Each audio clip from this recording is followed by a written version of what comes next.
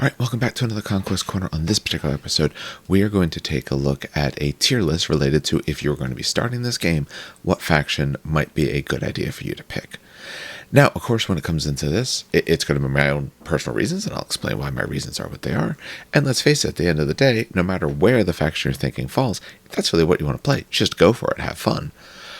But I watch a lot of times on, especially on the Reddit, but on a lot of other spots as well, people post up and say, hey, I'm thinking about getting into this game. I'm thinking about this faction.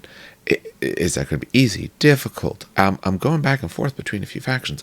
Which one might I pick and all of that? There seems to be a very big interest from people of having some idea of what are they getting themselves into. So my goal for this is to take all 8 factions and to discuss a little bit about why I place them where I do in terms of a new player. Now, it's a little bit different if you're already involved in this game, the same way it'd be different if you do tons of war games and you're coming to this for the first time. I'm going to discuss a little bit of those distinctions as we go along, of course. But for considerations here, I'm considering mostly playstyle, forgiving, whether, say, for instance, are you more defensive, which is, say, more forgiving? Are you glass cannon, which is much less forgiving? Those sort of aspects. So we're going to take a look at playstyle. We're going to talk about base rules. So the way in which the army not only is supposed to work, but what you need to do to make your faction sing. We're going to avoid from necessarily the perspective of making them the absolute best and strongest ever kind of thing. That doesn't really come into play. Not too much, at least, but overall playstyle.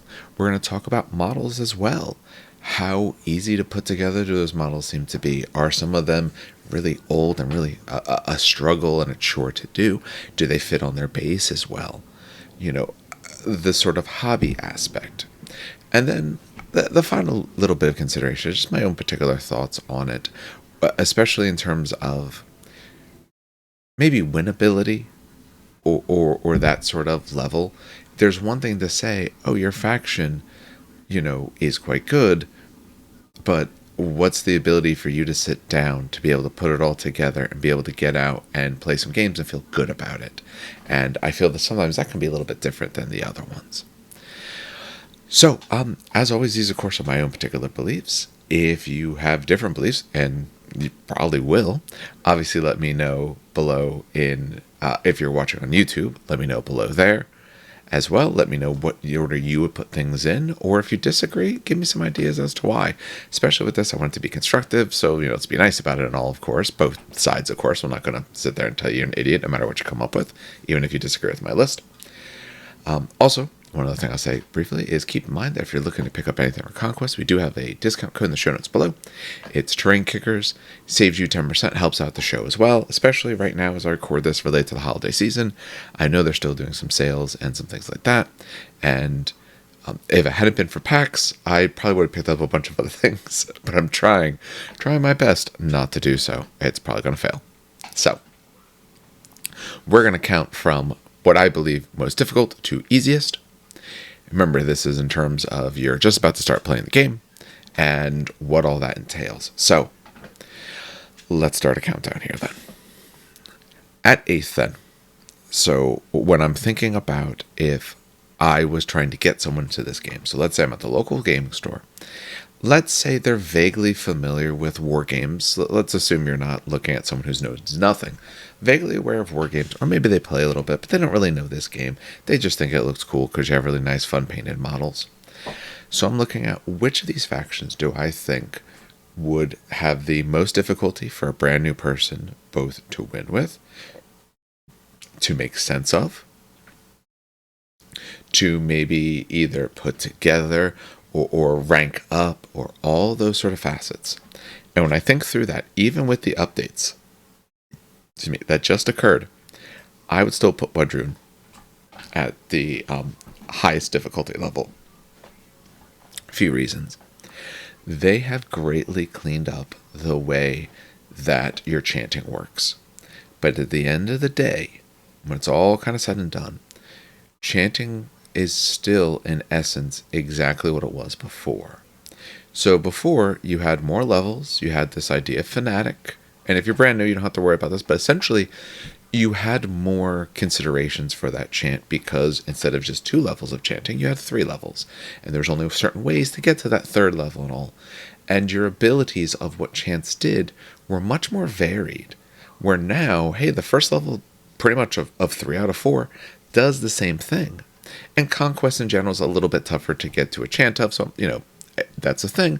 But if I was teaching a new player, hey, you're doing the other ones, that's fine. But the effect isn't nearly as strong, so they did clean it up a bit. They have overall really cleaned up the way that Conquest chanting works as well. It's essentially like all the rest of the chanting, although there's some bit of wildcard in there. But it still means that if you're going to sit down and play this game, that you need to figure out the exact timing much more than almost every other army. There's one other that I think really has some timing issues. I'm not saying other things. You can't just put your cards in random order, it's okay. But for Wadrun to really work, and work as intended, you really have to figure out when should this unit go, and will it be able to cause a chant at the appropriate time.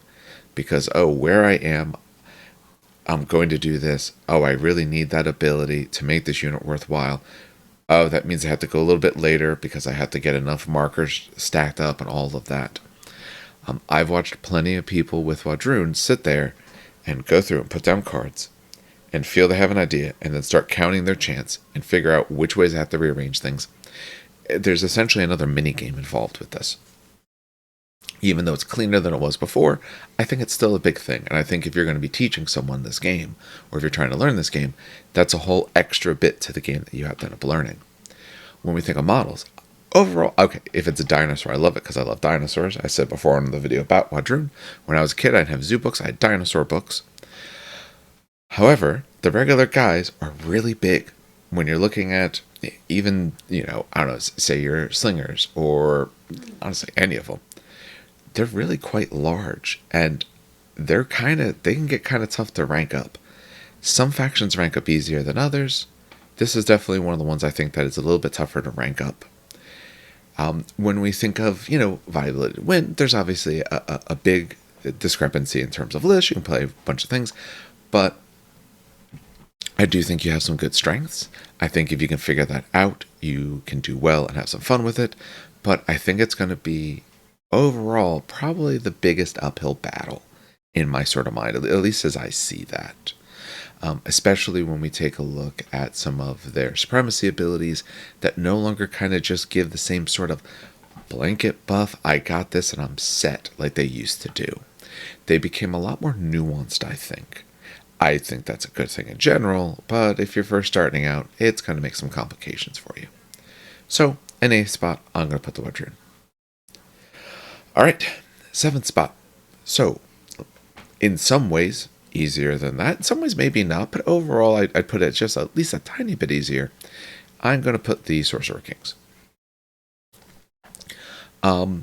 In terms of models, I think they're just, in general, they're easy to rank up. I went through and I've assembled and painted, I don't know, 100+ Sorcerer King models in the last couple months.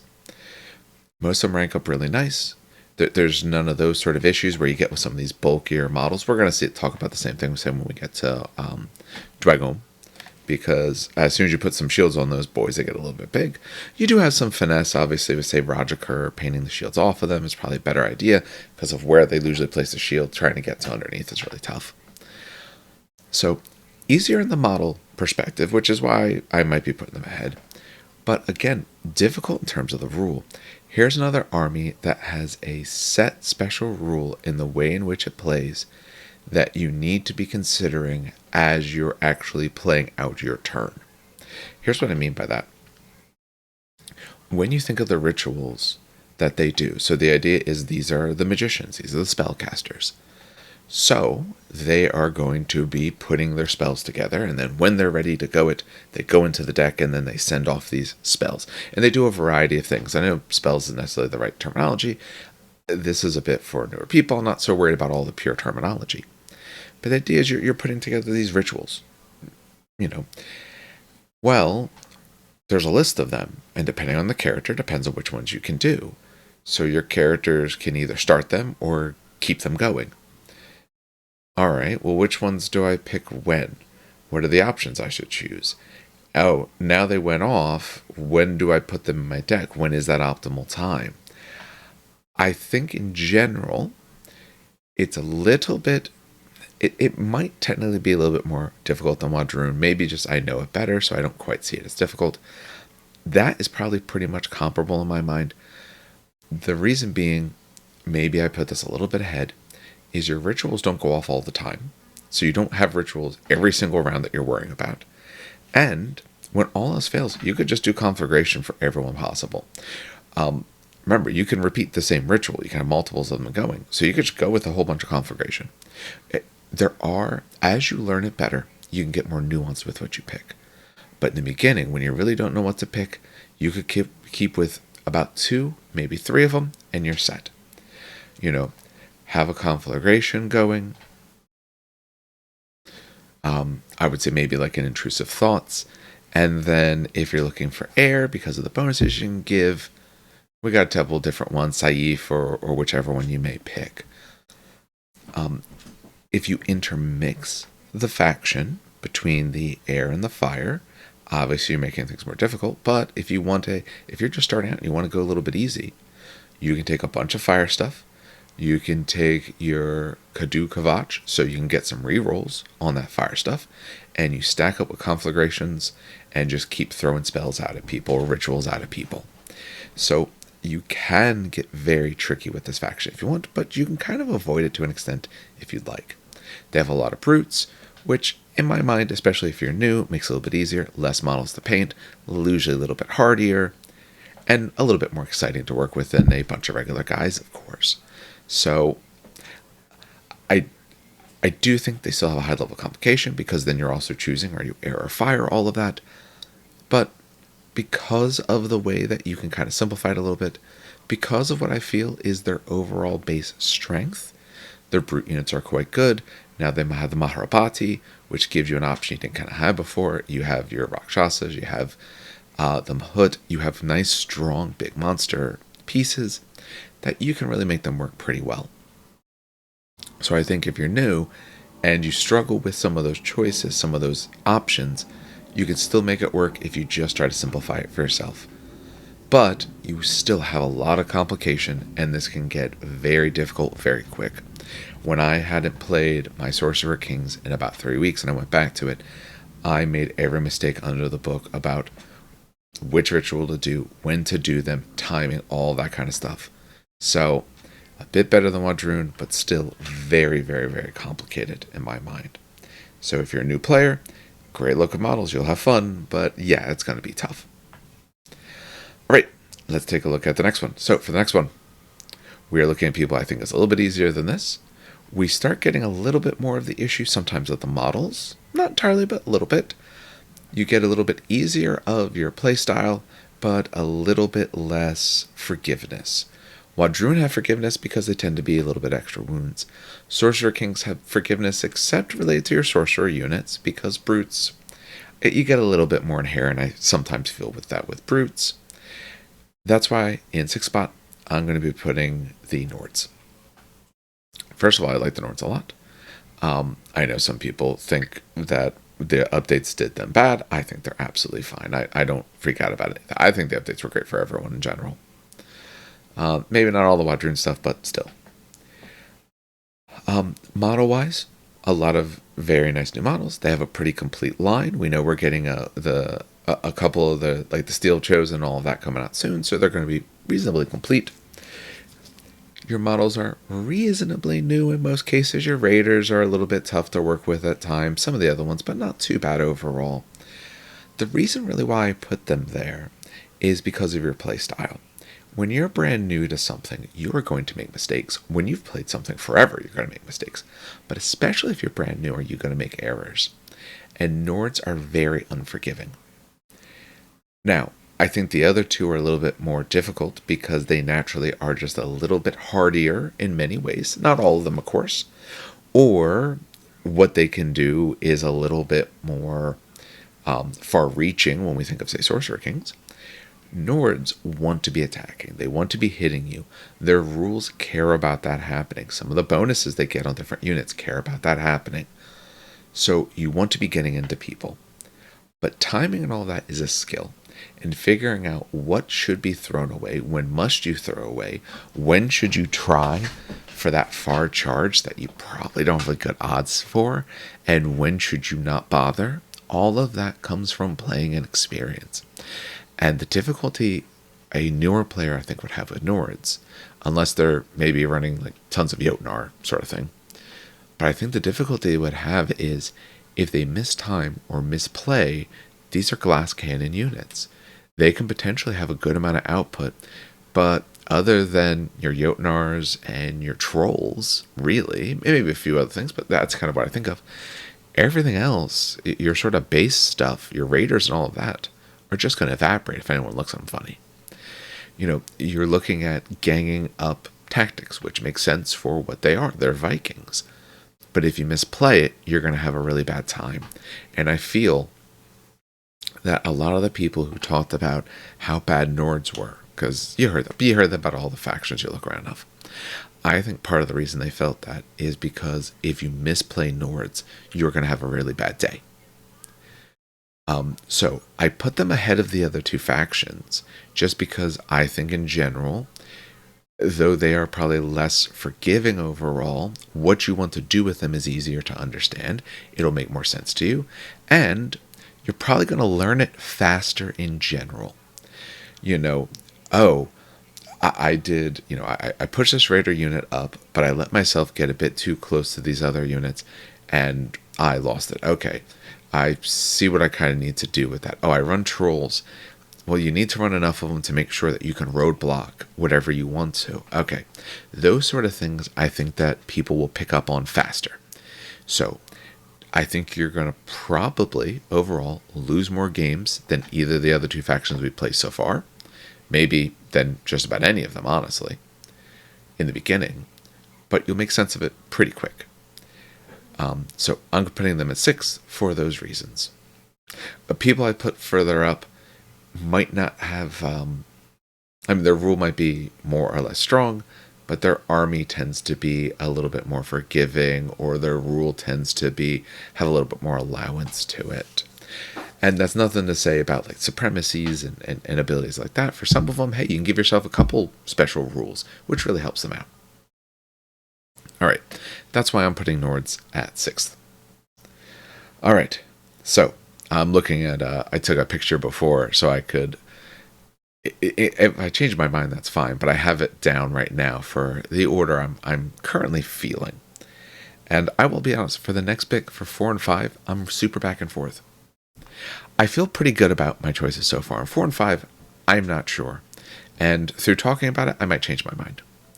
Now, partly, when we talk about 100 Kingdoms, who I'm going to put in 5th, we don't know exactly what it's going to look like. I know they're going to be telling us some stuff actually tomorrow, as of recording of this, but they're not going to tell us enough to know everything. But there's going to be some stuff that's going to change, and I don't know if it's going to move it by much. I think I might shift it by about 1. So this is sort of a flex play. All right, so this is me cutting in here real quick. I watched the reveals or the happy hour earlier that talked all about 100 Kingdoms, and I'd probably still leave them about the same spot, maybe 1 higher. I think for what they did, I like the things that they've mentioned that they're changing for them, although I wouldn't say it's actually making them easier in any particular way. The way they're sort of breaking down the faction, some things, I have this rule that lets me have this other rule, but if I have this one, I can't take this other unit because I have this different rule. I think that keeps it on par with what we're looking at. So it's what they showed isn't going to suddenly bump them up in terms of, I think, of for new players. But again, we're still kind of looking at a very incomplete picture. That might change when it comes out. And at the end of the day, if you like the new stuff, especially that Archangel, can't blame me for going for it. So when you think of 100 Kingdoms, these guys are your normal humans for all intents and purposes. These are your knights, your knightly orders, your peasants, all of that. So when I look at that, 1, there's a bit of an ease also from that because it's things you're familiar with. It looks like the stuff that you know. And I think that can be helpful for a new player. You don't have to try to figure out some brutish monster. That's a cavalry guy. He's on a horse. Oh, that's a guy with a crossbow. Okay, I could tell you what that thing does. So I think that's an advantage, of course. Some of the kits are rather old and kind of not very good. I have some upstairs that I'm going to be working over the next month working on. But they've been updating those and the newer ones, especially when you talk about the various cav units that you have, Crimson Dawn and all of that. A lot of those are very, very nice. Why I put them here, so that's a bit of a reason why. Their rule is reasonably nice and forgiving. The fact that you can get some extra warlord traits, although you have to look at the way in which that happens. We don't know the other things that's going to happen, so I'm going to talk a little bit less about those particular rules. When I look at the units, so they are more survivable than your Nords, but overall, they're probably only a little bit less finicky. Here's what I mean by that. When you think of your cav options. Oh, excuse me. I'm going to try to pause it through part of that yawn. When you think of your cav options, cavalry in this game are usually very strong, but very one note. So your cav is either really good at impacting, or good at once it gets stuck in. Doesn't mean it doesn't just impact, it does a little bit, but it can do that. When you look at some of your strong options, they impact really well, but then they do nothing once they're in combat. They have no cleave, they have a decent number of attacks, but for the point you're putting into them, probably not entirely enough for that. They're getting it because of the impact. Now, your cav, you have more maneuverability in general, you tend to be faster, all that stuff helps. But if you get, your heavy impact cav hit, just wanted to real quickly say like a Crimson Tower, for instance. Well, their impact 4 with Brutal Impact 2 and Wedge and all this stuff. So if I charge you instead, they're just swinging at me with 5 attacks. That's nothing special for the amount of points that you're going to be dumping into these boys. Same thing happens with a very common thing I see is a chapter mage in a unit of crossbows. Very, very strong option. I think that's a great option to take. But you start getting some of these other on-foot units getting hit, you're going to start having some problems. Your Gilded Legion, all of that. You can build some defensive stuff. You can get some decent tech that really shuts people down in terms of one particular hit. And again, we'll have to see what happens when they make these alterations. But, and maybe that's part of why I'm putting them here.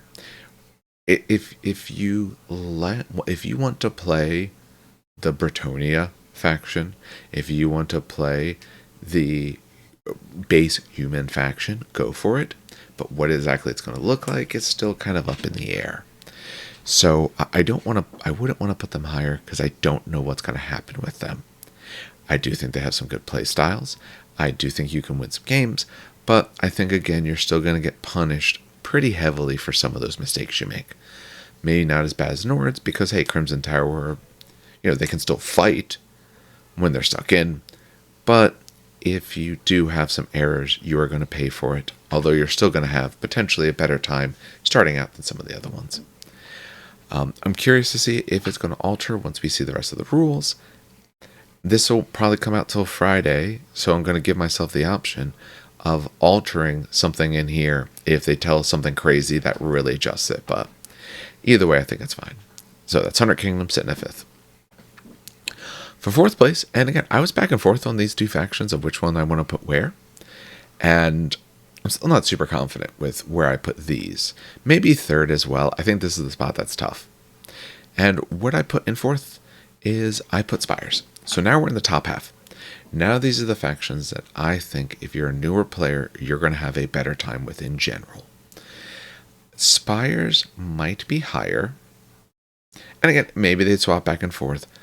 A little bit depending on what type of list you want to run. But they would probably get higher for me if it wasn't for the ways to put together like drones and clones and stuff like that. I know they're redoing models, which is great, but some of these are the roughest and just least aesthetically pleasing to me models. I know some people have painted full armies, and they said, yes, some of them are just tough to do. And a lot of the builds, not all of them, but a lot of the builds, you're going to need giant packs of some of these guys. When I think of like, some of my clone units or whatever like that, I'm taking, or drone units, one or the other, I'm taking, 4 stands, 5 stands, 6 stands, stuff like that. So I'm taking a lot of these. I think they are helped by overall their faction rules. I think that really helps them out, especially if you're doing either, hey, going with the Biomancer leader, you can get a lot of bonus activations, pull a lot of cards at once sort of feel. You can, I can use my abilities to any objective. That's a really nice feel. You go the other way, you can get some bonuses onto your units. Oh, my unit's a little middling in its what it can roll because of its stats. I buffed my stats a little bit. All that sort of stuff I think works to shore up what you feel is the weakness for the way that you want to run the list. I think they're units that are meant to just get wrecked. But those units that just get wrecked weren't designed to do a lot other than just be able to take a lot of wounds and have ways to heal. Unlike some of these other factions, a little bit in the Nords, of course, a little bit in Wadroon, a bit tough to use, I feel, but a bit in Sorcerer Kings and all. These guys have a decent amount of healing or healing type abilities or ways in which to heal. I think that helps. You have Marksman Clones as one of your best ranged units. Ranged units are easy to use in a game. Stand back, especially when you're looking at like 20 some inches shots. Or I forget if they pulled them down to like 18, but in that sort of ballpark range. Very long shots, which really help you out. I think they have ways to run a little bit easier when you're thinking of Siegebreaker Behemoths. You're thinking about potentially running a Lineage Highborn, so a brute with a bunch of brutes surrounding it. I think when they redid the 5th edition, or the 5th anniversary box, which is a brute box, I think they lowered the barrier to entry to this faction. Let's face it, if you're a new player and you want to start out, or you want to get someone interested, what do you want to do? Hey, there's that box on the wall. You go pick it up. It's going to give you a nice basis point. Put it together. We'll go back and forth. We'll play some games with it as you build up the rest of your faction. The previous box is rough. The 2-player starter set between then and 100 Kingdoms is a bit rough. I got one sitting over there in the living room. But that 5th edition box, that is essentially a brute-based box, is less models to have to worry about. I think very strong models. I like the ones that are in there. That tends to be the way that I personally like to play. And then you can quickly expand out into some of the more standard infantry regiments if you want. You could go Siegebreaker if you want. You can kind of vary from there. So I do feel that they're a little bit more forgiving than some of the other ones we've looked at. I think you have a little bit more option, and especially with that 5th edition box, I think it leads to an army that if you're a new player, you're going to have a better feel for. Not saying you're going to win all your games. I'm not saying that when you look at their mutations, it can't be complicated. But you can go with like a base mutation to start with and test it out and see what you think. You can keep it simple, where some of the other ones, a little further down, it's hard to keep it as simple as you may want when you first start out. I know for me, when I first start a game, I want to go simplest as possible. I try to avoid lots of upgrades, anything like that.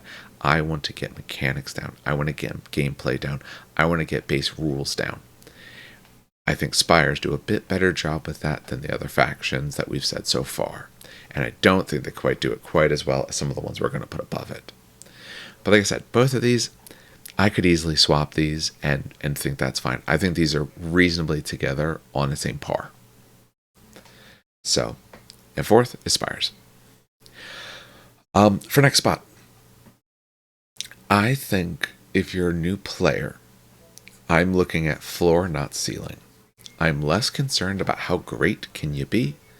I'm more concerned about what's the worst you could be. And I think all of these 3 factions have ways to help shore up that floor.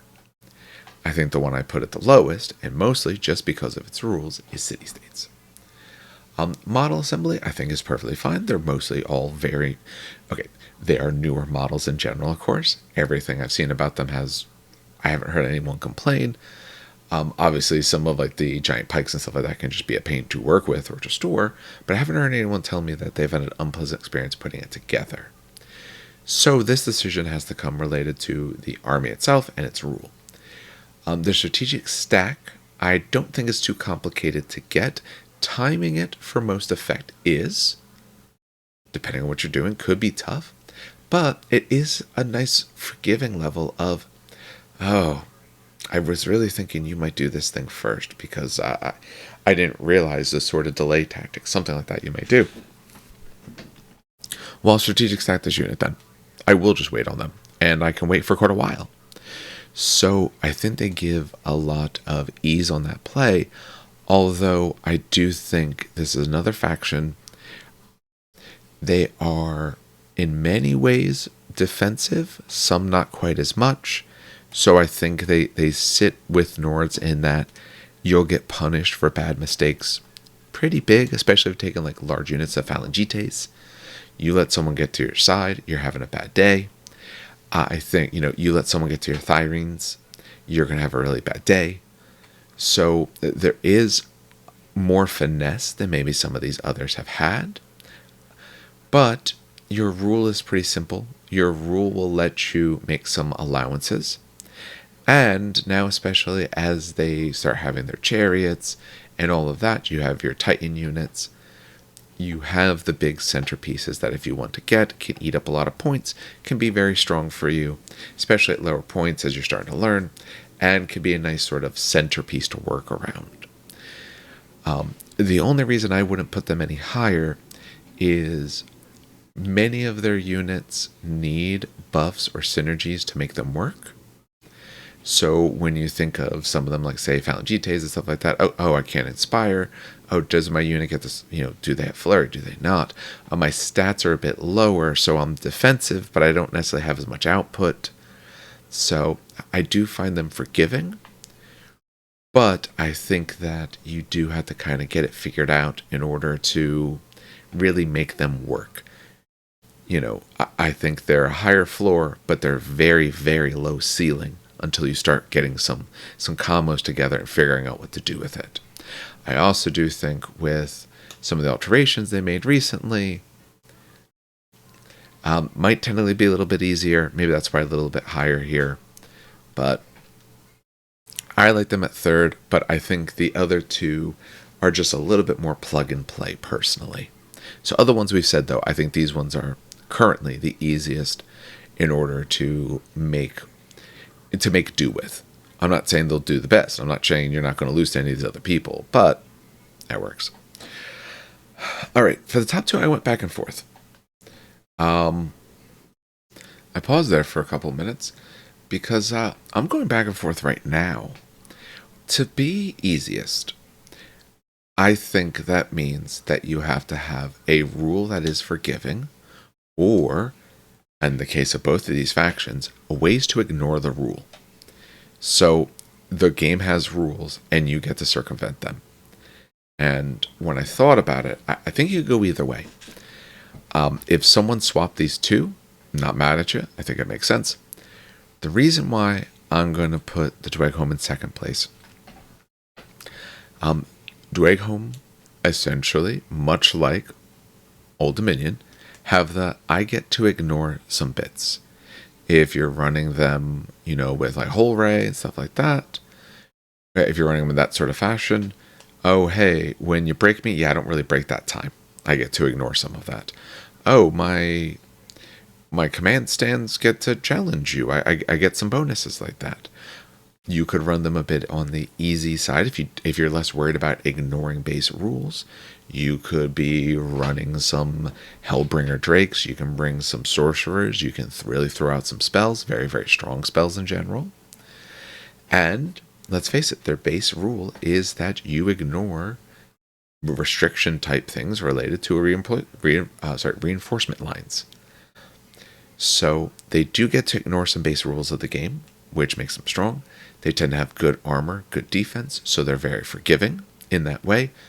They tend to be a bit slower, some of the units, not all of them, but you can build to be very staunch and defensive if you wish, which being able to take a hit is always better as a newer player, because if you can take the hit, you're less likely to have a timing issue related to it. Honestly, probably the main reason that I put them beneath Old Dominion is because of working with and assembling the models. Now, they've gotten some updates on some of them, but I still, from Dweghom players that I know, have talked about the difficulty of ranking some of these guys up. getting them put together, getting their shields on, painting them without it on, all that first. If you want to put a decent paint job together, you're probably not putting the shield on till afterwards. I think just the mechanics of doing it is a little bit more challenging, but I do think the rules are very, very forgiving. Again, if you're new, I think a higher floor is better than a higher ceiling.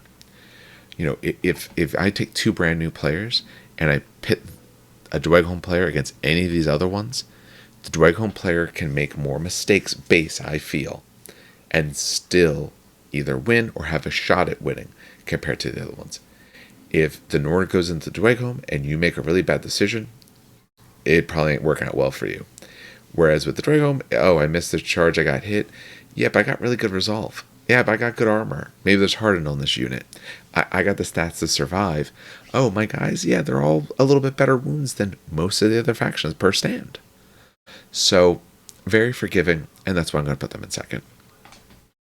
And that leaves, without any further ado, in the top is Old Dominion. I'm putting Old Dominion here. Again, I could go back and forth on those last two, and I think it's absolutely fine to do so. I think Old Dominion are very forgiving because they get to ignore, other than, okay, if you take cultists or assassins, but short of those units, you get to forgo all of resolve. That means you're literally taking, theoretically, half the damage. I know resolve's not always exactly the same amount of damage that you took, but effectively, half of the ways that your opponents can hurt you no longer happen. I started with Old Dominion. I will be honest, I didn't realize in the beginning that there's a test, a morale test related to reforms and stuff like that. I'm Old Dominion, I pass it anyway, I just do that thing. So I think that is very forgiving, really helps new people out. I think their rule of essentially putting as your models or your stands go away, that you're stacking up this dark power. Well, if you're not running Fallen Divinity, which she does complicate things, of course, but if you're not running her, as my units go down, I get better stuff. It's draw events, which is something we'd have to teach you anyway, and we can tell you, hey, you kind of don't have to worry about it till we hit this point. Now you just get these things. Hey, later, you got this other little bonus. And if you really don't want to deal with tier 4 stuff, you start out with someone who's not that tier 4. You know, we have some nice strong units. We have some forgiving units, not only forgiving because they don't resolve, but because they have potentially good defenses. You're looking at things like Bucephaly and all of that. You're looking at hardy units. You have a good gambit of what you can do with it. Difficulty wise, it's probably just the Mori and the Cares to me. I think everything else goes together very, very simple. Things rank up really nice. So in general, the Bone Golems don't. For Bone Golems, if you're going to assemble those guys, put one down, put his arms the way you want, and then for the other ones, put them next to him and put the arms in whatever way you need, and then that's the way they go together. So I have ones where one arm's forward and back, so that way they can actually rank up. One of them has his arms over his head, because that way it gets him out of the way for the other guys. But I would say being able to ignore one of the biggest rules of the game will make it easier for you as a new player.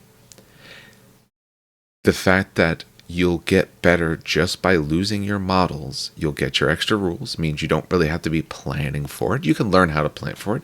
You can learn technique, of course. But in the beginning, just the sheer fact of you playing the game, and when you make a mistake, it might actually help out some of your other units a little bit. Not entirely, but hey, you get something from the loss. And the other factions don't necessarily get that in general. They get something from a loss. So that's why I would put them in terms of easiest. So, that is the tier list. I like it in general. I said there's a few of them I'm back and forth on. It's mostly 4 and 5. I could easily swap those two and make an argument for it. But Old Dominion I do think are the easiest. Dweghom with their big staunch defenses and resolves. Nice and easy. Reasonably so.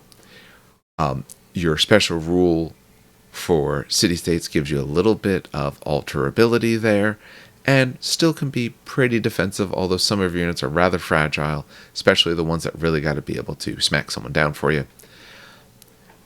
Spires as well as 100 Kingdoms, you're now looking at potentially having some issues if you misplay, especially when you talk about Cav, especially when you talk about I don't know, say you're shooting units or when you push units of Avatar or something like that. But overall, reasonably fair. You'll get punished for mistakes, though what you want to do is simple to figure out. And then you're looking at the two factions at the bottom, that to make them work at all, their rule is the complicated part. Just like I said, Wadroon last, because I feel that if you mess up with Sorcerer Kings, you won't feel as bad as you will if you mess up with Wadroon. All right, so that is the list in terms of most difficult to easiest. Let me know in the YouTube comments what you think. Do you agree? Do you disagree? Where would you put something? Especially, like I said, when we see what happens with 100 Kingdoms, is it going to shift them around? I don't think it's going to change them that much. But when you start it, if you were playing this game, which if you're watching it, you probably are, which factions did you start with? Did you find them easy or difficult? All of that. So, I said, let me know what you think. I'm always interested to hear what people say. I do read all the comments. I don't always respond. That can be a variety of reasons. One, either busyness, or two, just sometimes it, can cause a little bit of anxiety trying to figure out what to write down and stuff like that. But I do read through all of it, and I like to really see what people say, especially with stuff like this. I love doing tier lists because they cause a lot of discussion, and the discussion is the great part of the hobby. We can't always be sitting and playing or painting and all of that. It's just fun to be able to talk through it. All right, well, thanks everyone for watching, especially if you made it to the end of this. Remember, we do have that discount code Terrain Kickers if you want to save yourself some percentages. For other things you should be hopefully seeing soon. I am off of work in about another week for about a month. So beyond painting, 100 plus models in that month I have off, and printing tons of stuff for Trench Crusade, I am going to be working on a few things for this. One of them especially is going to be a Learn to Play series of videos, because some of the newer people in the community have been asking for those sorts of things. So I want to give a more updated one. There's a variety of other things we're going to do. I'd like to start also getting back to faction reviews a little bit deeper, as well as talking about some other facets around this. One of the other ones actually I haven't recorded yet. I probably can't record tonight, it's kind of late, but probably maybe tomorrow, is to record about the scenarios. What makes a good scenario design. I'll show you the scenario that I made for the scenario contest. I'll talk a little bit about the feedback I got as to why it wasn't picked, and I'm absolutely fine with that. I just like the feedback. I enjoy the fact that a game creator took time out of his day to tell me what he liked and where he thought there could be improvements, him putting it nice language-wise, of course. And then hopefully get into some battle reports soon. I should be seeing Steve this weekend, so I can get him the model from that last the last pack for lore campaign stuff, so we can hopefully get that going shortly into the new year when we have some more time. If there's anything else for Conquest or any other game system you'd like to see, obviously let us know. My hope is to record with the other guys sometime soon. Holidays makes it tough. So maybe once it's done, things will get a little bit better for all of us. But on behalf of everyone here at the show, then, has a good hobby. It's a great gaming.